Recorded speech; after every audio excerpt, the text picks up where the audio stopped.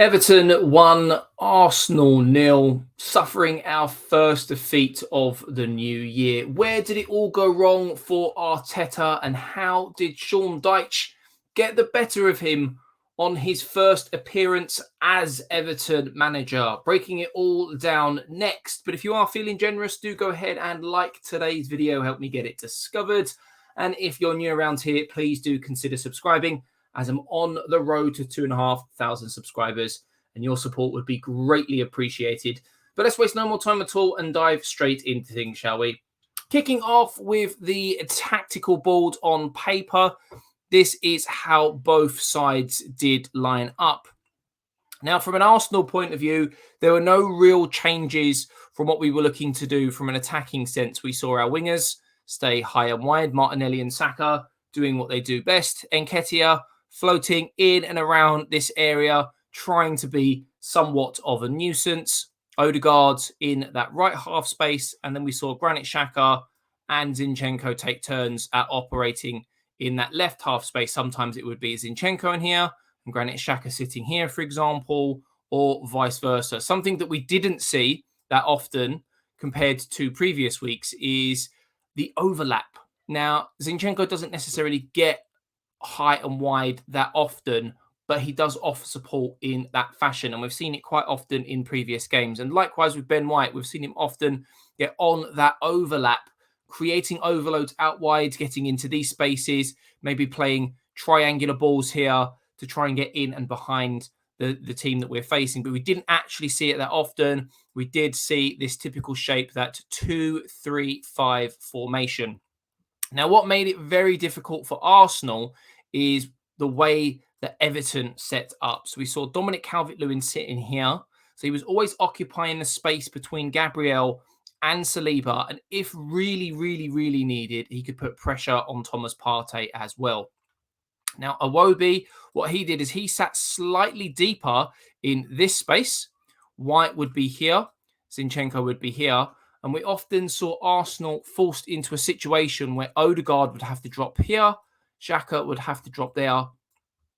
And the reason for this is Everton, what they were looking to do is double up with their wing-back and their wingers on Martinelli and Saka, making it really, really difficult. We were being forced to play wide because Onana and Decore were the triggers to come in here and put pressure in these areas.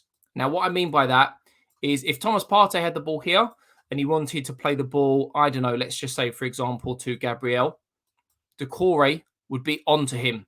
If he wanted to play it to Saliba, Onana would be onto him. Partey, Guy would be onto him. And we've got a brilliant picture here of exactly how this was implemented by Everton on the day. Everton set traps and triggers for Arsenal, putting pressure in place. And we can see the arrows of each Everton player having their job on who to mark and where to put the pressure every single time Arsenal had the ball, because they were very much set up, Everton, in a 4-5-1 formation. And they made it very difficult for Arsenal. And what I mean by that is if we go back to the tactical board here now, just for a quick second, Everton lined up in their 4 at the back there, you can see, and their 5 in midfield. But what they did is they were very compact in that back 4. Very, very, very compact in that back 4. Quite compact in the midfield here. So not leaving much space for the likes of Nketiah, Odegaard, or Xhaka, or Zinchenko in some cases, to operate between the lines or in those half spaces. And it often forced the ball out wide. So we would see diagonal balls from Thomas Partey to Saka and Martinelli. That was something we often saw. Or we'd see the ball go out to Zinchenko and then out to Martinelli, or likewise White and then Saka. But what happened is when Saka got the ball, for example, in this wide position, Saka would often go down, pushed wide, like you would do as a fullback. Is what you want. You want to push them down the wing. You don't want them coming inside. Iwobi and Mykolenko would double up on Saka, for example. Now, when White was to be introduced into this scenario, we couldn't go on the overlap because Mykolenko would follow. And if he stayed deep here, Iwobi would come here.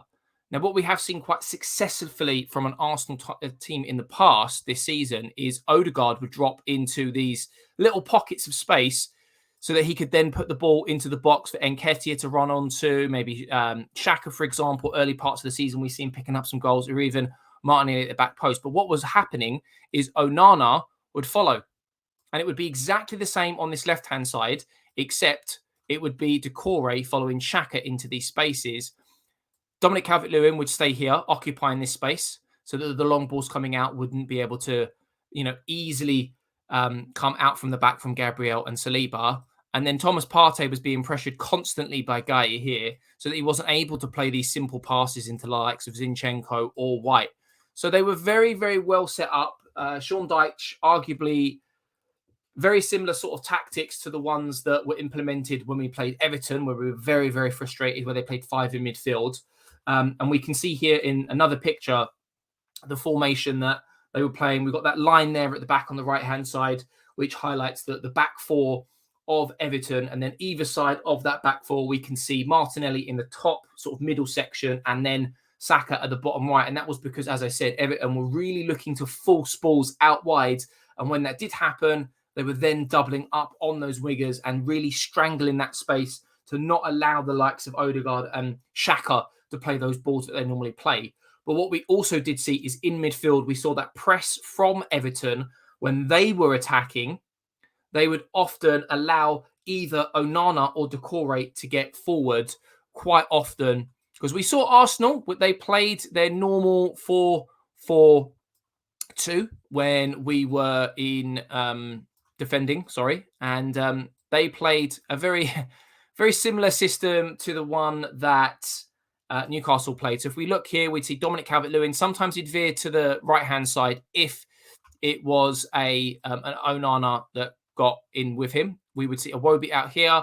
We would see McNeil here. McNeil and Iwobi often did swap sides throughout the game, actually. We'd see Guy sitting here at the base of defence.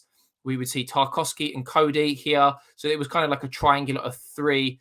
We would see sometimes Coleman get forward to offer support. There were a few times where he did actually get beyond McNeil or Iwobi, depending who was playing on that side, to play balls into the box and cause problems for Arsenal. But they didn't necessarily get off high too often. Mykolenko didn't really get beyond the overlap on the left-hand side. It was definitely more support that was being offered to Iwobi or McNeil when on this side. And then it would be a bit of a swap, really. We would see this kind of formation here, where there'd be sort of like 4 in midfield overloading this area. We'd see Coleman maybe coming inside. We'd see Mykolenko coming inside to make up those numbers. But more often than not, the press would be Onana, or if it wasn't him, DCL would come out to this side and Doucouré on this side as well. So a very, very unique, something that Arsenal haven't really played against too much this season. One thing that is quite concerning, if we do take ourselves back to this picture, for example, here, we can see the 4 players in midfield. They're overloading Arsenal in that midfield area. And this is where someone like Gabriel Jesus would potentially be a better option, for example, off the bench compared to Nketiah, because we know that as a 9, he likes to play deeper. He drops into those spaces and he creates overloads of his own in midfield.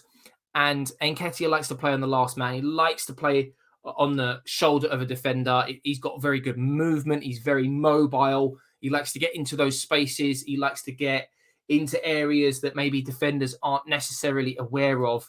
And if we have a look here, for example, at the passing shape of both sides, Arsenal very high and wide with Martinelli and Saka 11 and 7. We can see here that Arsenal did try to counter the overload in midfield that Everton offered. We can see Zinchenko and Xhaka 34 and 35 playing in an identical position to probably the last 4, 5, 6 tactical analysis videos that I've presented on this channel, operating in that left half space, constantly swapping and changing. And then Ben White coming into midfield a little bit more often. Sometimes we see him a little bit more wider, or if we're on the back foot, we see him in a bit more of a deeper position. But he was having to come a little bit more inside, not necessarily as an inverted fullback, but to maybe look to make up those numbers in midfield because of the way that Everton were playing. And if we have a look at Everton's on the left-hand side, we can see Guy there in the base of midfield, sometimes dropping into that back 4 to make up a back 5, which wasn't always necessarily the case. It was more of a back 3 when Everton had the ball, with Tarkowski and Cody either side of him, with those fullbacks pushing on. But what we would see here is in midfield, we would see Onana and Doucouré making up that 3. and then we would see McNeil and then Iwobi coming in slightly inside, not necessarily as inside forwards, but overloading that midfield as a 5. And this highlights it very, very well in this picture. And if you have a look at Arsenal's action areas, although pretty much every week when we do these analysis videos, we see that Arsenal very much like to hit teams out wide. That's where our biggest threats are. The amount of orange on the left and the right-hand side is significantly increased, I would say, compared to previous analysis videos that I have done on this channel. So have Everton set a blueprint of how to beat Arsenal? Newcastle came very close. I say very close. Arsenal definitely dominant in that game, but Arsenal playing Newcastle and only getting, a point. And then also when we play against Everton, a very similar system, coming our way with no point. So Arteta needs to be very, very careful for the rest of this season. One thing that wasn't necessarily a concern, and it would be great to hear from you guys down in the comments below, game management. We brought on subs that were like-for-like subs. There were no changes in the style of play. There were no changes to the system. So does Arteta need to have a little look at what he can change there as opposed to making like-for-like subs? Tomiyasu coming on for Ben White didn't really offer anything different to what White was doing. We saw a debut for Jorginho coming in for Thomas Partey. Again, like-for-like. We didn't really see too much difference there. Vieira coming in for Odegaard.